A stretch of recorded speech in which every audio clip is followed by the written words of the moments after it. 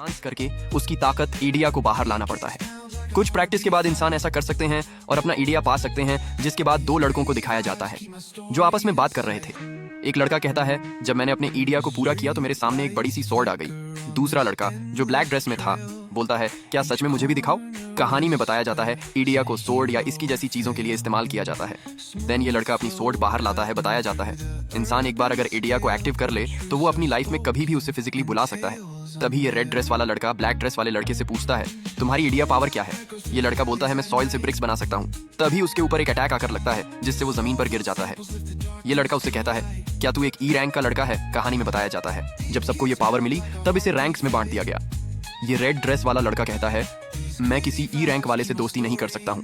कहानी में बताया जाता है जब कोई स्मॉल रैंक का इंसान अपना स्कूल फिनिश कर ले तभी इन्हें दूसरों का गुलाम ही बनना पड़ता है, और जिनकी ईडिया रैंक अच्छी होती है उन्हें कंट्री साइड वॉर में भेजा जाता है ताकि कंट्री की ग्रोथ हो। ये सारा काम इस स्कूल से मैनेज होता है, हायंडे special training high school. Then हम कुछ लड़कों को सॉकर खेलते हुए देखते हैं जहां सभी मिलकर एक लड़के से बॉल छीनने की कोशिश कर रहे थे। तभी वो लड़का स्माइल करता है और अपनी ईडिया को समन करता है ह्यूज आयरन एक्स। उसके हाथ में एक एक्स आ जाती है। वो लड़का उसका इस्तेमाल करते हुए कहता है, तुम सब क्लास 10 में हो तो ये कर सकते हो, और अगर नहीं कर सकते तो और मेहनत करो। एक लड़का ये देखकर शॉक हो जाता है क्योंकि वो एक्स लेकर उसकी तरफ ही आ रहा था। देन वो अपनी ईडिया लाइट टोनफा को समन करता है ताकि खुद को बचा सके। इन दोनों लड़कों के अटैक और डिफेंस एक दूसरे से हिट होते हैं, लेकिन डिफेंस करने वाले लड़के की हालत टाइट होने लगती है। वो कहता है, इसे संभालना बहुत मुश्किल है। तभी वो पीछे खड़े एक कमजोर से लड़के को आवाज लगाता है जिसका नाम था पार्क जिनसुंग, और यही अपनी कहानी का मेन कैरेक्टर है। ये लड़का जिनसुंग से कहता है, साले बस वहां खड़ा मत रह, कुछ कर। जिनसुंग कहता है, अगर मैंने मदद की भी तो कोई फायदा नहीं होगा, मैं यहाँ किसी काम का नहीं हूँ। ये सुनकर इस लड़के का दिमाग खराब हो जाता है और ये गुस्से से जलने लगता है। ये लड़का जिनसुंग से कहता है, तू वहीं रुक, मैं फाइट के बाद तुझसे बात करूंगा। बट तभी एक ब्लास्ट होता है और वो लाल बाल वाला लड़का हार जाता है। देन हम कुछ टाइम बाद का सीन देखते हैं जहां ये लड़के जिनसुंग को मार रहे थे। ये लाल बालों वाला लड़का कहता है, क्या तू ऐसे ही तमाशे करता रहेगा। दूसरा लड़का कहता है, आज तेरी वजह से हम हार गए। ये लाल बाल वाला लड़का जिनसुंग के सर पर अपना पैर रख देता है और कहता है, मुझे विश्वास नहीं होता, हमने अपनी टीम में इस लूसर को ले लिया है, साला हम कितने अनलकी हैं। दूसरा लड़का कहता है, जो लड़का पूरे स्कूल में लास्ट आया हो उससे हम क्या ही एक्सपेक्ट करेंगे। जिनसुंग हंसते हुए कहता है, सॉरी, तुमने सही कहा, जो लास्ट आता है उससे एक्सपेक्टेशन नहीं रखनी चाहिए। ये सुनकर इस लाल बाल वाले लड़के को और गुस्सा हो जाता है। देन ये लड़का जिनसुंग को मारने के लिए आगे बढ़ता है, बट ये लड़का उससे बच हटता है और कहता है, क्या तुम मुझे मारना चाहते हो। ये ब्लैक ड्रेस वाला लड़का कहता है, हम बहुत थक चुके हैं, इसलिए हर टीम मेंबर्स की तरफ से हम तुझे 10 हिट्स मारेंगे ताकि अपना गुस्सा निकाल सकें। जिनसुंग अपने मन में कहता है, अरे साले, अगर थक गया है तो रेस्ट कर, मुझे मारकर क्या मिलेगा, अगर मैंने तुझे खुद को मारने दिया तो तुम्हें ही दिक्कत होगी। वो आगे कहता है, मेरी अभी जो रैंक है उसकी वजह से मुझे हमेशा ब्रेक टाइम में पिटना पड़ता है और मैं उसमें कुछ कर भी नहीं सकता हूँ। तभी वो सब लड़के जो हारे थे उसके पीछे लग जाते हैं। जिनसुंग कहता है, अभी तो मुझे भागना चाहिए, और वो 9-2-11 होने लगता है। कुछ लड़के क्लास के अंदर से कहते हैं, अरे देख वो फिर से भाग रहा है। दूसरा लड़का कहता है, ये साला भागता कम और उड़ता ज्यादा है। तभी ये सब लड़के जिनसुंग को घेर लेते हैं। ये ब्लैक ड्रेस वाला लड़का कहता है, अपना आइडिया यूज करने की कोशिश मत करना, नहीं तो तुझे और दर्द होगा। ये लाल बाल वाला लड़का कहता है, हम सबने खुद को अभी तक कंट्रोल करके रखा था, हम तुझे ऐसी जगह मारेंगे जहां तू टीचर को भी कुछ नहीं बता पाएगा। एक और लड़का कहता है, तुझे पता है ना, स्कूल के अंदर हम ईडिया यूज नहीं कर सकते हैं। तभी ये लड़के उसे मारना शुरू कर देते हैं। सीट लग बैठा। एक लड़का कहता है, ये साला एफ रैंक का यूजर हमारी क्लास में क्या कर रहा है। दूसरा लड़का कहता है, यार मुझे भी इस साले को मारना था। एक और लड़का कहता है, उसके साथ उस क्लास में रहकर मुझे भी शर्म आती है। एक और लड़का बोलता है, ये साला स्कूल ही क्यों आता है, जब इसकी रैंक एफ है, इसका यहाँ कुछ होने वाला तो है नहीं। तभी जिनसुंग खड़ा होते हुए कहता है, सुनो यार, मुझे नहीं लगता हमारी टीम मेरी वजह से हारी है। लाल बाल वाला कहता है, साले क्या कहा तूने। ब्लैक ड्रेस वाला लड़का कहता है, तेरी हिम्मत कैसे हुई हमसे जावन लड़ाने की। बट तभी क्लास का गेट खुलता है। एक टीचर अंदर आते हुए कहता है, सभी अपनी सीट पर बैठ जाओ, आज मेरे पास तुम सभी के लिए गुड न्यूज़ है। ब्लैक ड्रेस वाला लड़का कहता है, यार इसे भी अभी आना था। लाल बाल वाला कहता है, कोई नहीं, मैंने अपना गुस्सा निकाल लिया है। तभी एक लड़की टीचर से पूछती है, सर क्या बात है, आज आप बहुत खुश लग रहे हैं। एक लड़का बोलता है, क्या आप शादी करने वाले हैं। टीचर बोलता है, बहन के पकोड़ों, चुप हो जाओ। तभी जिनसुंग कहता है, पता नहीं, लेकिन मुझे कुछ अजीब लग रहा है। टीचर ग्रीन बोर्ड पर हाथ मारते हुए कहता है, अब सब बच्चे यहां ध्यान दो, फाइनली गवर्नमेंट ने हमारे ऊपर ध्यान देना शुरू कर दिया है। तभी पीछे बैठा एक लड़का जिसका नाम ब्यून गियोंग था, वो कहता है, आपकी अजीब हरकतों को देखकर लगता है फिर से किसी अजीब जगह से कोई अजीब प्रपोजल आया है। ये लड़का एक बुली था। बायून आगे कहता है, हर बार आपकी न्यू प्रपोजल एक प्रॉब्लम लाती है। तभी टीचर उससे कहते हैं, बायून ब्रेक टाइम खत्म हो चुका है, अपना पैर नीचे कर लो। बायून चिल्लाते हुए कहता है, क्या हम ये अजीब हरकतें करना बंद नहीं कर सकते हैं। टीचर बोलता है, ये सब मैंने डिसाइड नहीं किया है, तो जितना कहा जाए उतना करो, और तुम सबको ये फैसिलिटी सिर्फ तुम्हारे सीनियर थर्ड ईयर के स्टूडेंट्स की वजह से मिल रही है। बायुन कहता है, क्या कहा थर्ड ईयर? टीचर कहता है, आज से हमारा स्कूल एक पायलट टेस्टिंग ग्राउंड बन जाएगा मिलिट्री सिस्टम के लिए। इसका मतलब तुम सबको एक मिलिट्री रैंक दी जाएगी तुम्हारी एबिलिटी के हिसाब से। मतलब आज से तुम सब कॉमरेड्स हो। हर क्लास के टीचर ने ये रैंक देना शुरू कर दिया है, और हम प्लेटून 10 गए क्योंकि हमारी क्लास भी 10 है। और हाँ, इस पर अपना दिमाग मत लगाओ, ये गवर्नमेंट का डिसीजन है, इसलिए अच्छे से ट्रेनिंग करो और एक मिलिट्री ऑफिसर की तरह एक्टिंग करो। यहाँ ऐसे हजारों लोग हैं जो हमारे स्कूल से स्टूडेंट्स को लेना चाहते हैं, लेकिन इसका मतलब ये है तुम सब अब सोल्जर हो। जिनसुंग कहता है, मतलब अब चीजों को मिलिट्री की तरह से करना होगा। तभी वो टीचर से बोलता है, अगर हम मिलिट्री की तरह ना जीना चाहें तो टीचर कहता है, बिल्कुल हम तुम्हें इसके लिए फोर्स नहीं करेंगे। इसलिए अगर तुम ये नहीं करना चाहते हो तो गवर्नमेंट को एक दूसरे स्कूल में जाने का ट्रांसफर नोटिस भेज सकते हो। जिनसुंग कहता है, एक ट्रांसफर नोटिस? टीचर बोलता है, जिनसुंग तुम्हें फिर से इस अपॉर्चुनिटी के बारे में सोचना चाहिए, और मैं जानता हूं तुम, पता है मैं ऐसा क्यों कह रहा हूं। तभी एक दूसरा लड़का कहता है, टीचर अचानक से हमारा स्कूल मिलिट्री स्कूल में क्यों बदला जा रहा है? एक लड़की कहती है, टीचर आपको ये रीजन तो बताना ही होगा। टीचर कहता है, मैंने बताया तो ये सब थर्ड ईयर के स्टूडेंट्स की वजह से हो रहा है। उन्होंने हमारी मदद की इस स्कूल को मिलिट्री स्कूल बनाने में, जिसके बदले में उन्हें सार्जेंट की रैंक मिली है। एक लड़का कहता है, मतलब अब सभी थर्ड ईयर के स्टूडेंट्स सार्जेंट हैं? टीचर कहता है, हाँ, सभी थर्ड ईयर के स्टूडेंट्स का फ्यूचर कोरिया में बहुत ब्राइट है। गवर्नमेंट ने खुद उन्हें सिलेक्ट किया है, और कुछ सेकंड ईयर्स के स्टूडेंट को भी अच्छी रैंक मिली है। फिर टीचर सबको कुछ बैजेस देने लगता है। टीचर बोलता है, रैंक असेसमेंट वाले कभी भी तुम सब में से एक को प्लेटून कमांडर बना सकते हैं। जिनसुंग कहता है, क्या? टीचर कहता है, जब भी तुम सबको कोई हेल्प चाहिए हो तो बताना, मैं पूरी मदद करूंगा। आखिर में तुम्हारा फ्यूचर इस पर डिपेंड करता है। और हाँ, तुम्हारी यूनिफॉर्म पर तुम्हारी रैंक नहीं होगी तो अपनी रैंक को बचाकर रखना। तभी जिनसुंग कहता है, टीचर मेरा एक सवाल है। तभी टीचर उसे इग्नोर करते हुए कहता है, यहाँ एक नोटबुक है जिसमें तुम सब अपनी रैंक लिख सकते हो, ये एक मिलिट्री नोटबुक होगी। जिनसुंग कहता है, लेकिन मैं यहाँ सबसे कमजोर हूँ। टीचर कहता, यहाँ किसी को प्राइवेट रैंक नहीं मिलेगी, इसलिए जिनसुंग तुम्हें एक ट्रेनी सोल्जर की तरह शुरुआत करनी होगी। ये सुनकर जिनसुंग की हालत खराब हो जाती है। वो कहता है, क्या और क्यों? फिर सीन शिफ्ट होता है और ब्रेक के बाद जिनसुंग टीचर ऑफिस में आ जाता है। टीचर कहते हैं, जिनसुंग तुम यहाँ कैसे? जिनसुंग कहता है, आपने मुझे जो कहा उसकी वजह से मैं यहाँ हूँ। टीचर कहता है, ज्यादा कुछ नहीं, शायद हमें तुम्हारे फ्यूचर के बारे में बात करनी चाहिए, मैं इसे इग्नोर नहीं कर सकता हूँ। फिर वो कुछ पेपर दिखाते हुए कहता है, तुम्हारा दूसरे स्कूल में जाने के बारे में क्या ख्याल है? जिनसुंग कहता है, दूसरा स्कूल? लेकिन क्यों? टीचर कहता है, ये स्कूल पहले ही तुम्हारे लिए बहुत मुश्किल हो रहा है, और जब हम मिलिट्री स्कूल में बदल जाएंगे तब शायद तुम यहाँ टिक ना पाओ। जिनसुंग कहता है, टीचर आपको मेरी हिडन पोटेंशियल देखनी चाहिए, तब क्या होगा जब मैं हर चीज में अच्छा हो जाऊंगा। टीचर कहता है, क्या तुम अच्छा मजाक कर लेते हो यार? जिनसुंग कहता है, ये टीचर मुझे पहली बार ऐसे देखकर हंस रहा है। टीचर आगे कहता है, जल्दी स्कूल में रैंकिंग सिस्टम आ जाएंगे, उसके बाद तुम्हारी प्रॉब्लम और बढ़ जाएगी, और तुम जानते हो मैं हर एक स्टूडेंट का ध्यान अलग से नहीं रख सकता हूँ।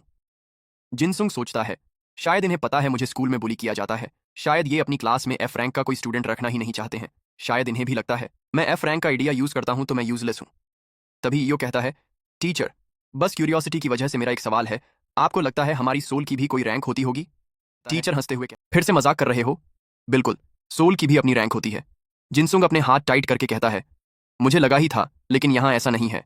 फिर सीन शिफ्ट होता है और टीचर फिर क्लास में आ जाता है। वो कहता है, सब एक स्क्वाड में आ जाओ और अपना एक सार्जेंट सेलेक्ट कर लो जो मुझे अपनी अटेंडेंस देगा। एक लड़की कहती है, तो यहाँ 10 प्लेटून की स्क्वाड में सब प्रेजेंट हैं, क्या कोई ऐसा है जो नहीं आया? ये लाल बाल वाला कहता है, 10 प्लेटून के सेकंड स्क्वाड टोटल 11 मेंबर्स हैं। एक स्टूडेंट कहता है, क्या हम ट्रेनीज को भी इसमें इंक्लूड करेंगे? यहाँ बच्चे जिनसुंग की चिढ़ा रहे थे। टीचर कहते हैं, नहीं, उन्हें इंक्लूड नहीं करना है। टीचर आगे कहते हैं, ओके, अटेंडेंस में कोई दिक्कत नहीं है, तो सभी बच्चे सुनो, आज फील्ड में एक इवेंट है तो सबको यहाँ आना होगा, और हाँ, हमारे बीच गवर्नमेंट के लोग भी हैं। स्टूडेंट्स बनकर वो देखना चाहते हैं कि हम एनवायरनमेंट में कैसे खुद को बदलते हैं। तभी एक लड़की पूछती है, टीचर गेम बस इंपॉर्टेंट पार्ट्स बताइए। टीचर कहते हैं, ठीक है, हम वहाँ स्क्वाड्स बैटल करने वाले हैं जो फर्स्ट ईयर और सेकंड और थर्ड ईयर के स्टूडेंट्स के बीच होगी। किसे किससे लड़ना है वो सब गवर्नमेंट के लोगों ने डिसाइड कर दिया है, और हाँ, थर्ड ईयर से बचकर रहना, वैसे वो हम में इंटरेस्टेड नहीं है, फिर भी ध्यान रखना। फिर टीचर बायुन से कहते हैं, तुम्हारी एडिया तो सी रैंक की है ना बायुन? बायुन कहता है, आपने ये क्यों पूछा? टीचर कहते हैं, तुम्हारा ओवरऑल एबिलिटी की क्या रैंक है? ये सुनकर ब्योन ढीला हो जाता है और पूछता है, मुझे इतने सवाल क्यों पूछ रहे हो? मैं किसी भी स्टूडेंट या ओपोनेंट को हरा सकता हूं। तभी टीचर उसके पास आकर कहते हैं, ठीक है, क्योंकि फर्स्ट बैटल तुम्हारी स्क्वाड के साथ ही है जिसमें थर्ड ईयर के फर्स्ट प्लेटून की फर्स्ट टीम आएगी। ये सुनकर ब्योन की फट जाती है। वो कहता है, क्या आपने? टीचर कहते हैं, इनकी स्क्वाड को छोड़कर सब अभी के लिए फील्ड में आ जाओ। लेकिन बायोन अभी भी शॉक था। टीचर कहते हैं, ये सब 20 मिनट्स बैटल की ट्रेनिंग करके वहां आएंगे, कुछ बच्चे वहां से जाते हुए कहते हैं, देखकर थर्ड स्क्वाड, कहीं खुद को ही मत मार लेना। दूसरा लड़का कहता है, मुझे उनके लिए बुरा लग रहा है जो इसकी टीम में है। थर्ड स्क्वाड के लोग कहते हैं, हम तो फंस गए। कोई कहता है, हम एफ रैंक के स्टूडेंट के साथ कैसे जीतेंगे। ये जिनसुंग की बात हो रही थी, जो भी इसी टीम में था। कोई कहता है, वैसे भी हम हारेंगे, क्यों ना स्विमिंग करने चले। फिर कोई बोलता है, तुम्हारा दिमाग खराब है, एफ रैंक का कोई हमारे ग्रुप में है, हम उसके साथ स्विमिंग भी नहीं जा सकते। तभी बायुन जिनसुंग की तरफ काफी गुस्से में जाने लगता है। जिनसुंग कहता है, मैं सोने जा रहा हूं, थर्ड ईयर के साथ फाइट करने का नाम सुनकर मुझे टेंशन हो रही है। ब्यून उससे कहता है, सुन कचरे। जिनसुंग बोलता है, हाँ क्या आपने बुलाया सार्जेंट। तभी ब्यून उसके सिर पर एक चांटा मारता है। ब्यून उसके बाल पकड़कर कहता है, तेरे बात करने का तरीका मुझे पसंद नहीं आया। क्या ये लड़ाई के स्टार्ट होने से पहले तू मुझे पीटना चाहता है। तुझे पता है थर्ड ईयर के फर्स्ट प्लेटून की फर्स्ट टीम में वो सनबे और संघो हैं। अगर हम सब एक साथ मिल जाएं तब भी उन्हें नहीं हरा पाएंगे। फिर ब्यून जिनसुंग को मारकर साइड में कर देता है और कहता है, तुझ जैसे एफ रैंक के साथ लड़ने से रिजल्ट का मुझे पहले ही पता लग चुका है। जिनसुंग हंसते हुए कहता है, मतलब अगर मैं यहां रहूं या नहीं, हमें हारना तो पड़ेगा ही सनबे और संघो की वजह से। ब्यून चिल्लाते हुए कहता है, लेकिन तेरे साथ हारने में हमें ज्यादा शर्म आएगी। अगर तेरी वजह से मेरी रेटिंग कम हो गई तो तू ही इसका जिम्मेदार होगा। जिनसुंग कहता है, वैसे भी वो कितना ज्यादा है। ब्यून कहता है, क्या कहा तूने। जिनसुंग डरते हुए बोलता है, कुछ नहीं सार्जेंट, मैंने कुछ भी नहीं कहा। ब्यून कहता है, साला तू कचरा है, मैं तुझे मारना भी नहीं चाहता। जिनसुंग कहता है, हाई रैंक के सोल्जर से हारना उतनी बेइज्जती की बात नहीं है। ब्यून कहता है, ओह ऐसी बात है, तो मुझे थर्ड ईयर के सार्जेंट को कुछ कचरा देना था, अब तू वो उसे देगा क्या। जिनसुंग कहता है, बिल्कुल, आप बस ऑर्डर कीजिए, मैं सब कुछ करूंगा। ब्यून बोलता है, ओह ऐसी बात है, फिर आज से तू मेरी पर्सनल शील्ड बनेगा। फिर सीन शिफ्ट होता है और ट्रेनिंग शुरू होते ही ब्यून जिनसुंग को पकड़कर अपने सामने खड़ा कर देता है। फिर सीन शिफ्ट होकर हम टीचर को देखते हैं जो माइक पर कहते हैं, third year first platoon and first squad leader versus 10 platoon second squad के थर्ड लीडर की टीम्स। ये मैच होगा तो तुम दोनों रेडी होना। टीचर सुंघो से कहते हैं, अपनी पूरी ताकत दिखाना, गवर्नमेंट के लोग भी तुम्हें देख रहे हैं। सुंघो बोलता है, मैं अपने सभी मेंबर्स के साथ मिलकर अपना बेस्ट दूंगा। टीचर कहते हैं, बिल्कुल, मुझे पता है तुम अच्छा करोगे। दोनों स्क्वाड्स अपने पोजीशंस ले लेते हैं। टीचर कहते हैं, ठीक है, अब हम ये फाइट शुरू करेंगे। और सीटी बजाते हैं। टीचर बताते हैं, दोनों स्क्वाड लीडर्स को एक ब्रेसलेट दिया गया होगा। तभी जिनसुंग वहां से भागने लगता है, लेकिन ब्यून उसे पकड़कर लड़ाई में फंसा देता है। टीचर कहते हैं, जो ब्रेसलेट तुम्हारे पास है वो एडेया पावर से बना है ताकि तुम्हें नुकसान न पहुंचे, लेकिन अगर ये टूट गया तो तुम्हारे लिए मुश्किल खड़ी हो सकती है और जिसका भी ब्रेसलेट टूटेगा वो आउट हो जाएगा। तभी ब्यून जिनसुंग का ब्रेसलेट निकाल कर ले लेता है। जिनसुंग कहता है, मुझे एक गुलाम वाली फीलिंग आ रही है। ब्यून उसे बोलता है, अपना मुंह बंद रख, तू बस मेरी शील्ड है, ज्यादा मत बोल। जिनसुंग कहता है, मैं कोई जानवर या ऑब्जेक्ट नहीं हूं। टीचर कहते हैं, क्लास डास को 5 मिनट तक इस गेम में टिके रहना होगा इसे जीतने के लिए। कुछ लड़के बायुन की टीम से कहते हैं, ऐसे लोगों के साथ हमारी टीम में मुझे नहीं लगता हम 1 मिनट भी टिकेंगे। तभी टाइम शुरू हो जाता है। जिनसुंग कहता है, अगर मैं यहां जीत गया तो क्या टीचर मुझे दूसरे स्कूल में ट्रांसफर नहीं करेंगे। टीचर कहते हैं, दोनों टीम एक दूसरे को सल्यूट करो। सुंघो ये सुन लेता है, लेकिन ब्यून अभी भी जिनसुंग को परेशान कर रहा था, इस वजह से उसकी बेइज्जती हो जाती है। तभी टीचर फाइट शुरू करवा देते हैं। बायुन स्टार्टिंग में ही जिनसुंग को लेकर भागने लगता है। जिनसुंग कहता है, स्क्वाड लीडर कहां जा रहे हैं।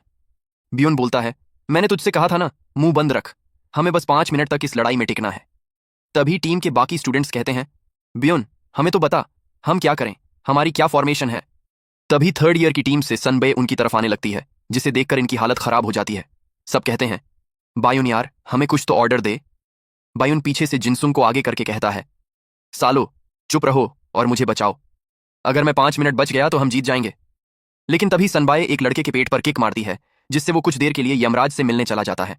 दूसरी तरफ सुंघो सबको एक एक करके धो रहा था। ये दोनों सनबे और सुंघो अकेले ही ब्यून की टीम के सब मेंबर्स पर भारी पड़ रहे थे। तभी सनबे को ब्यून दिखाई देता है। ब्यून ये देखकर डर जाता है और जिनसुंग की भी हालत पतली हो जाती है। सनबे पूरी ताकत से इनके पास आने लगती है। ब्यून जिनसुंग के पीछे छुपकर बोलता है, साले रोक इसे, नहीं तो ये मुझे मार डालेगी। जिनसुंग कहता है, स्क्वाड लीडर ये तो बताओ मैं करूं क्या। ब्यून बोलता है, साले कचरे कुछ भी कर, बस मुझे बचा। जिनसुंग कहता है, तो क्या हम यहां से भाग नहीं सकते। टीचर कहते हैं, वाह बहुत अच्छी सोच है तुम्हारी। ये सुनकर जिनसुंग का दिमाग खराब हो जाता है। सनबे उसका ब्रेसलेट लेने के लिए पास आती है। बायुन भी डरकर वहां से भागने लगता है। तभी जिनसुंग कहता है, बहुत हुआ नाटक, अब मुझे गुस्सा आ रहा है। सनबे कहती है, इसकी पर्सनैलिटी इतनी बदल कैसे गई। सनबे उसका हाथ पकड़ने वाली होती है, लेकिन तभी जिनसुंग उसका ही हाथ पकड़ लेता है। ये देखकर सनबे भी शॉक हो जाती है, क्योंकि किसी ने पहले कभी उसके साथ इतनी फुर्ती नहीं दिखाई थी। जिनसंग को देखकर सुनबे हैरान रह गई। उसने तुरंत अपना इडिया आर्मर समन कर लिया। तभी जिनसंग ने नॉर्मल होकर कहा, वाह कितना अच्छा आर्मर है, बहुत प्यारा लग रहा है। सुनबे झुंझलाकर बोली, मुझे पागल मत बनाओ, तुमने अभी मेरी स्पीड से भी तेज रिएक्ट किया था, लेकिन अभी तुम्हारा वो लीडर मेरे लिए ज्यादा जरूरी है। उसने टाइम देखा, बस 3 मिनट बचे थे। जिनसंग बोला, हट यार, अभी भी 3 मिनट हैं, मुझे इसका टाइम बर्बाद करना होगा। वैसे क्या मैं तुम्हें नोना बुला लूं? बुरा मत मानना, मैं फ्लर्ट नहीं कर रहा। सुनबे चुप रहती है। ओह सॉरी, क्या मैंने आपको गुस्सा दिला दिया? अगर ऐसा है तो मैं आपको सुनबे ही बुलाऊंगा। सुनबे ने ठंडे स्वर में कहा, अगर तुम मेरा टाइम बर्बाद करने की कोशिश कर रहे हो तो फायदा नहीं होगा, अपनी इडिया पावर दिखाओ। जिनसंग मुस्कुराया, हम किस्मत से मिले हैं, पहले थोड़ी पहचान बढ़ा लें। सुनबे ने चेतावनी दी, ये तुम्हारे लिए एक मौका है, नहीं किया तो मैं तुम्हें ऐसे ही हरा दूंगी। ठीक है, रुको रुको, हाँ दिखाओ, तुम अपनी टीम में सबसे अलग लग रहे हो। जिनसंग के पसीने छूटने लगे। इतनी जल्दी क्यों हो? लड़कियों को थोड़ा चिल रहना चाहिए। ये सुनकर सुनबे का माथा गर्म हो गया। जिनसंग बोला, गुस्सा मत करो, जब मेरी मॉम को गुस्सा आता है तो मेरे फादर भी यही कहते थे। सुनबे पास आने लगी। ठीक है, दिखाता हूं, 1 2, और ये रहा डैगर।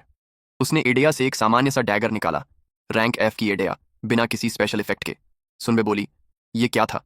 जिनसंग, क्या हुआ, तबीयत खराब है? चलो आपको नर्स के पास ले चलता हूं। सुनबे ने ध्यान से देखा, क्या तुम वही F रैंक स्टूडेंट हो जिसकी पूरे स्कूल में बातें होती हैं? जिनसंग ने गर्व से कहा, हाँ वही फेमस F रैंक स्टूडेंट। सुनबे ने माथा पकड़ा, खैर मेरा ये डैगर S रैंक का है। सुनबे वहां से जाने लगी। क्या हुआ, डर तो नहीं गई? कहां जा रही हो? सुनबे जाते हुए बोली, तुम्हारे रिफ्लेक्स अच्छे हैं, लेकिन इडिया कुछ खास नहीं, अब यहीं रुको। जिनसंग ने मन में सोचा, टाइम बर्बाद नहीं कर पाया, अभी भी 2 मिनट बचे हैं। बायून डरते हुए पीछे आया और बोला, साले तू उसे 5 मिनट भी नहीं रोक पाया। सुनबे बोलती है, तू खुद भाग रहा है, तुझे ये बोलना शोभा नहीं देता। सुनबे, वहीं रुक जाओ तो शायद मैं तुम्हें माफ कर दूं। सुनबे बोलती है, नहीं, मुझे तुझसे कोई माफी नहीं चाहिए, अब तेरा खेल ही मुझे खत्म करना है। फिर सुनबे उसके पास आ जाती है। अगर तुझे सुंघो से बेहतर बनना है तो खुद को साबित करना होगा। ब्यू कहता है, साला मैं कितना अनलकी हूं। तभी उसे साइड में एक पत्थर दिखाई देता है। ब्यू हंसने लगता है, बस यही तो चाहिए था। सुनबे रुक जाती है। तुम खुद को साबित कैसे करोगे? ब्यू कहता है, ठीक है, अगर तुम यही चाहती हो तो। फिर वो अपनी आइडिया का इस्तेमाल कर देता है। सुनबे ये देखकर हैरान हो जाती है। जिनसुंग कहता है, ब्यू की आइडिया भी पावरफुल है, उसने इसे छुपा रखा था। फिर ब्यू सुनबे की तरफ बढ़ता है। ब्यू की आइडिया का नाम था एक्सट्रैक्ट, जिससे वो खुद को सुनबे से दूर कर लेता है। ब्यू की पावर रैंक B थी। तभी एक लड़की कहती है, वो 3rd ईयर का है। फिर एक लड़का कहता है, उसने खुद को उस पत्थर से बचा लिया। सुनबे कहती है, क्या तुम भागना बंद नहीं करोगे? अभी तक तो हम बस तुम्हारी ताकत देखना चाहते थे। तभी ब्यू उसके ऊपर एक पत्थर फेंकते हुए कहता है, 3rd ईयर की सुनबे, तुम सच में अमेजिंग हो, अब प्लीज भाड़ में जाओ, अब मैं ही जीतूंगा, ब्यू ही जीतेगा। लेकिन तभी पीछे से कोई आ जाता है और कहता है, ओए 2nd ईयर वाले, मेरी बात सुन। ब्यू कहता है, ये आवाज तो उसकी है। तभी संघो उसका सिर पकड़कर उसे जमीन पर पटक देता है। ब्यू कहता है, एक 3rd ईयर का लीडर ऐसे पीछे से अटैक क्यों कर रहा है? जितना मैंने सोचा था ये उससे ज्यादा पावरफुल है। सुनबे ब्यू के अटैक को ब्लॉक करने के लिए एक शील्ड बना लेती है, लेकिन उसे इस अटैक से काफी दिक्कत हो रही थी। संघो पास आकर पत्थर और सुनबे की शील्ड को बीच से काट देता है। सुनबे कहती है, ये मेरे लिए अच्छा मौका था अपनी कैपेबिलिटी दिखाने का, आपको बीच में आने की कोई जरूरत नहीं थी स्क्वाड लीडर। संघो कहता है, ये अटैक डेंजरस था, मेरी ड्यूटी है कि मैं अपने टीम मेंबर्स को प्रोटेक्ट करूं। सुनबे कहती है, आप कहना चाहते हैं कि मैं उसे रोकने के लायक नहीं थी? संघो कहता है, तुम शायद खुद को थोड़ा नुकसान पहुंचा लेती, लेकिन इस कमीने ने तुम्हारे पास कोई और ऑप्शन भी नहीं छोड़ा था। तभी ब्यू पीछे से संघो पर अटैक करता है, लेकिन संघो उसे पकड़कर फिर से जमीन पर पटक देता है। यहां संघो ने अपनी idea I definitely catch you का इस्तेमाल किया, जिसकी रैंक B थी, लेकिन उसकी overall combat ability A rank पर थी। तभी जिनसुंग पीछे से कहता है, स्क्वाड लीडर, आपको तो इन सब में उगाल बना दिया।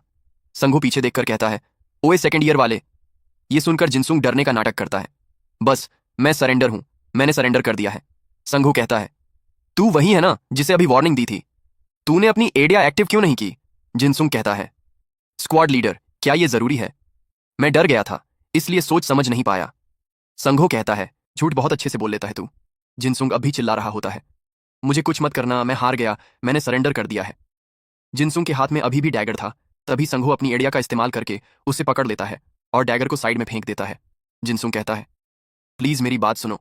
लेकिन तभी संघो भी शॉक हो जाता है, क्योंकि डैगर खुद ही जिनसुंग के दूसरे हाथ में आ जाता है। जिनसुंग उसे इस्तेमाल करते हुए कहता है, कोई तुमसे बात करे तो उससे भी बात करनी चाहिए।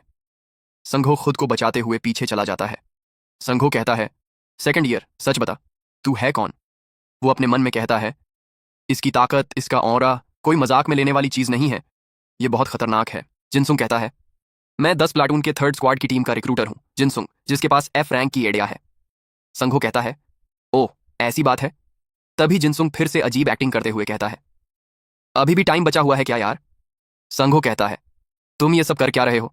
जिनसुंग कहता है, आपकी अटेंशन पाकर मैं धन्य हो गया। वो अपने मन में बोलता है, बस 1 मिनट और बचा है।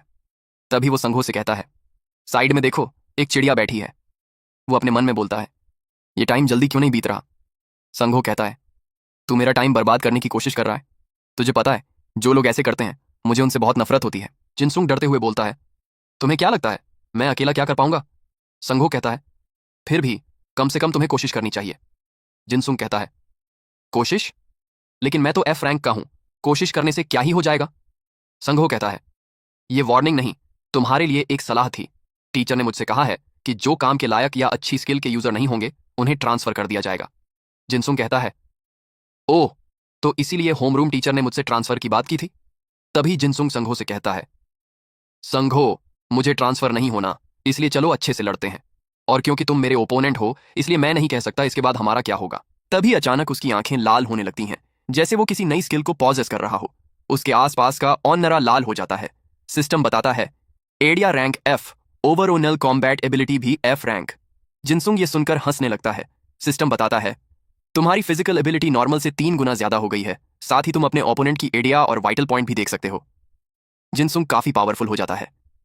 सिस्टम बताता है, अपनी करंट पावर से तुम अपने ओपोनेंट को पूरी तरह बर्बाद कर सकते हो और चाहो तो उसकी जान और एडिया लेकर इस ताकत को बंद कर सकते हो। जिनसुंग की आंखें और गहरी लाल हो जाती हैं। सिस्टम बोलता है, तुम्हारे अंदर अब अपने ओपोनेंट को जान से मारने की इच्छा बढ़ती जाएगी। और जिनसुंग की इस एडिया का नाम था एब्सोल्यूट मर्डर, जो कि S रैंक की थी। और यहीं दिखाते हुए एपिसोड यहीं पर एंड हो जाता है।